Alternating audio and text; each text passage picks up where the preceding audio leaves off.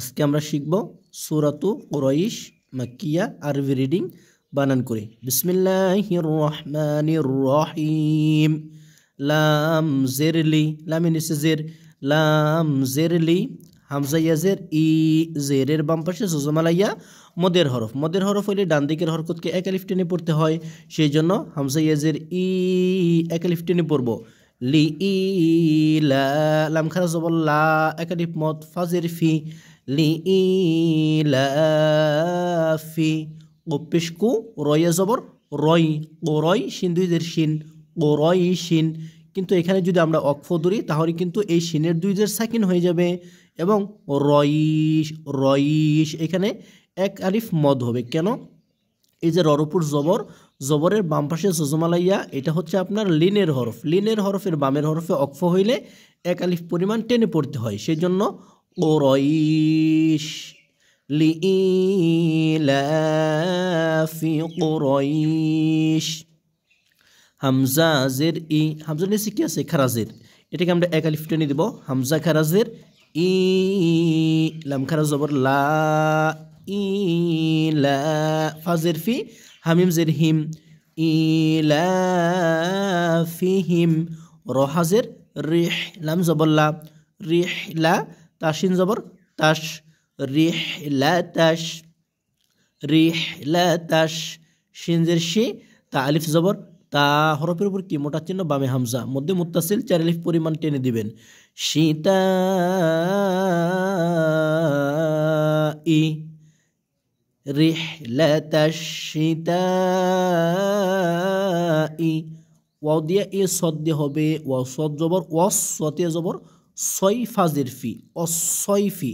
অক্ফের কারণে কি হবে? এই ফারজেরটা সাকিন হয়ে যাবে এবং জবরের বাম পাশে জজমালাইয়া লিনের হরফ হওয়ার কারণে সয়ফ এরকমভাবে এক আলিফ টেনে পড়তে হবে। তাহলে রিহলাতাশ শীতাই ওয়াস-সয়ফ। ফালাম জবর ফাল, ফার জবর লামের সাথে হবে ফালাম জবর ফাল, ইয়া আইন জবর ইয়া, ফাল ইয়া। বা পেশ বু, দালওয়া পেশ দু, পেশের বাম পাশে জজমালাওয়া মদের হরফ, দু এক আলিফ মদ হবে। ফাল ইয়া আবুদু, ফাল ইয়া আবুদু। রবা জবর রব্বা জবর বা, রব্বা। হাকার জবর হা, জাল্লাম জবর জাল, রব্বা, রব্বা হাযাল, রব্বা হাযাল। বাইয়া জবর বাই, তাজেরতি, বাইতি আছে। অক্ফের কারণে কি হবে? আপনার এই তারজেরটা সাকিন হয়ে যাবে এবং এই যে বা ইয়া জবর বাই, জবরের বাম পাশে জজমালাইয়া আপনার লিনের হরফ, লিনের হরফের বামের হরফে অক্ফ হইলে এক আলিফ টেনে পড়তে হয়, সেজন্য বাইত, এইভাবে বাইত,